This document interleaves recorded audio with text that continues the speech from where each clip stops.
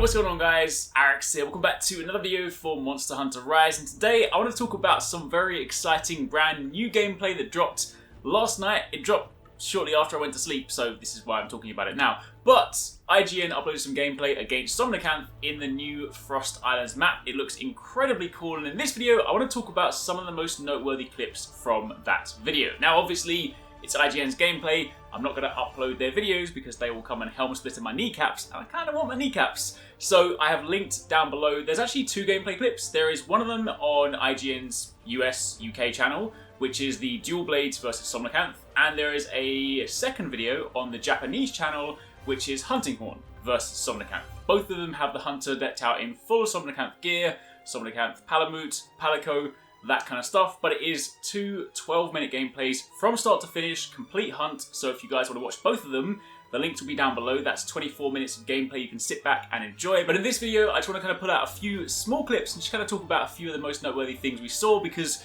we've seen some great behavior for Somnacanth, we've seen some things all around the map, kind of stuff like that. So yeah, it's pretty exciting. So if you do enjoy this, then of course the like would be super appreciated.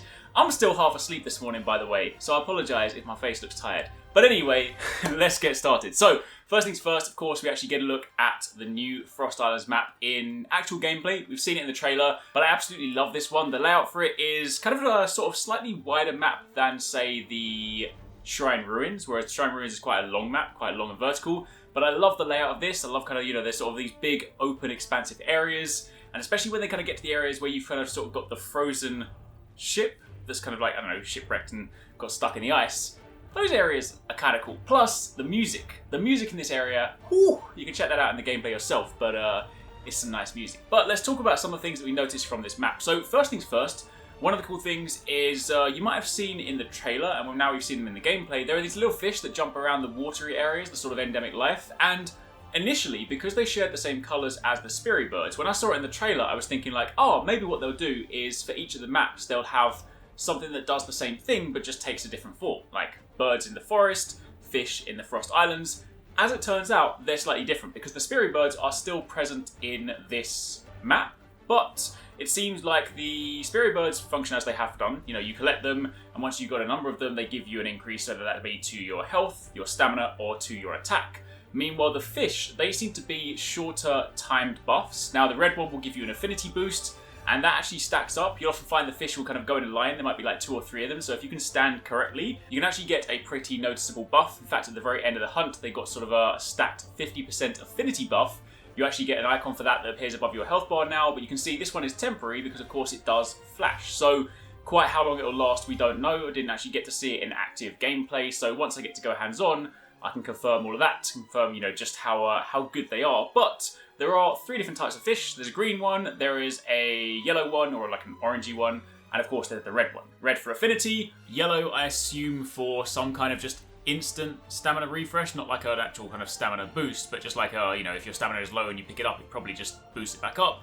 And same thing for the green one, I'm pretty sure it is just a momentary heal. That's at least what I'm thinking based on just what we've seen in the gameplay. We of course see all 3 different colours jumping into the hunter, and the only actual noticeable, discernible buff that comes up on screen is affinity. But anyway, fish are another endemic life thing that appear to be in the Frost Islands. You can of course run into them, collect them, and get some handy buffs. So you'll definitely want to be using that in gameplay. Now when it comes to taking a look at Somnacanth, obviously the Somnacanth weapons do sleep, which is fantastic. Incredibly excited for that, I mentioned before, but when of course we get the Somnacanth Charge Blade, that means the Naptime Ninjas are back. Oh yes, I'm ready for that. But we of course get to see them. Dual Blades looking cool, the Hunting Horn looking pretty cool. The Hunting Horn in this situation has attack up, earplugs small, and defense up, but of course behavior wise, exactly as you know from the demo, so looking pretty cool. The Somnacanth Hunting Horn does look incredibly cool. I love kind of the claws that sort of go around the drum, but when we talk about Somnacanth itself, it's got some rather interesting behaviors. I do like the way that this moves around. Just the monster itself is just very, very cool.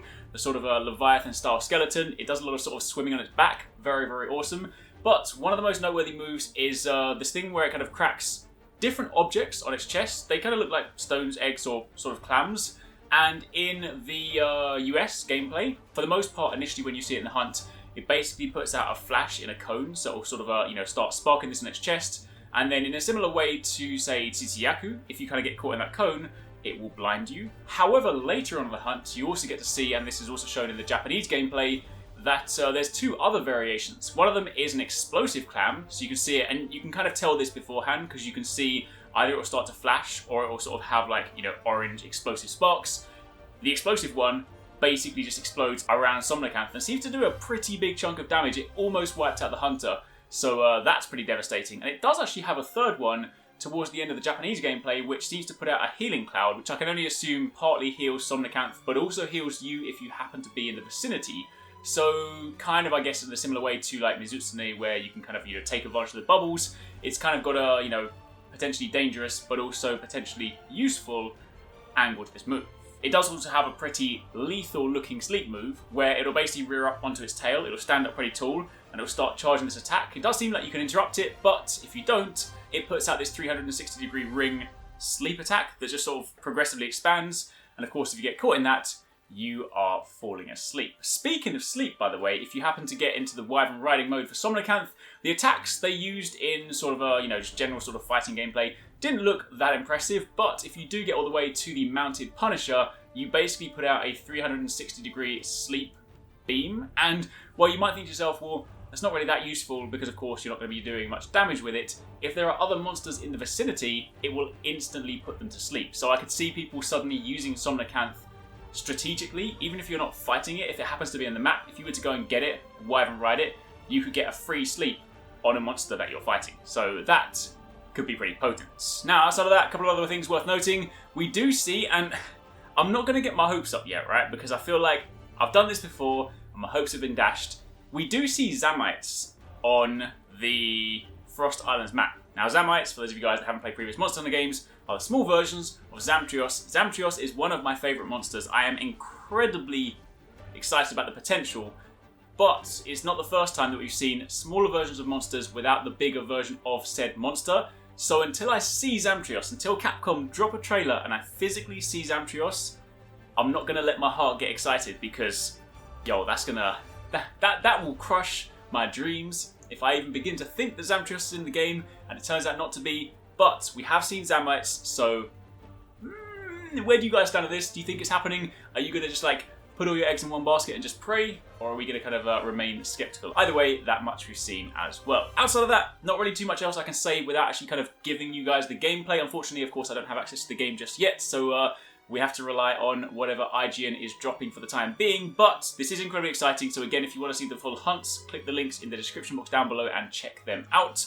Also, if you missed the clip the other day, Capcom dropped a quick social media clip showing off the Palico Palamute buddy system, and we do actually get to see, I mentioned in my sort of top 5 things that I want to see coming back to Monster Hunter, we do have the ability to recruit multiple Palicos and Palamutes, and we do see from this screen that they also have different skills that you can unlock. Quite to what degree, we don't know just yet. I don't know whether they are just as customizable as they were in Generations or whether it's maybe a simpler system. That much we need to find out. I don't know whether you can kind of go and train them and do other things like that, or whether you just like, buy them, they have those fixed skills and you just unlock them. Again, we'll have to wait and see. But it is still exciting seeing that you can recruit multiple Palicos, multiple Palamutes. You can customize them as you do so. This is going to mean that we're going to have lots of them, and I guess if you do have lots of Palicos, there's probably the potential for trading them, which could be kind of cool. So if you happen to have like a really good one, then that could be shared around. But yeah, that's awesome. So there's a little Monster Hunter Rise update for today. IGN, of course, do have their IGN First this month as Monster Hunter Rise, so I imagine they'll be dropping more information. So once there is new stuff worth talking about, I'll follow up with some more videos. But for the time being, thanks for watching. Catch you in the next one. If you want to catch more from us at Arekkz Gaming, don't forget you can catch the guys 269, Paradise Central and Investmore streaming over on Twitch weekdays, playing a variety of games. If you guys want to jump in, tune in, watch and even join in, then make sure you check them out. The links to those are in the description box down below, and of course you can join the Discord to get involved in all of the discussions.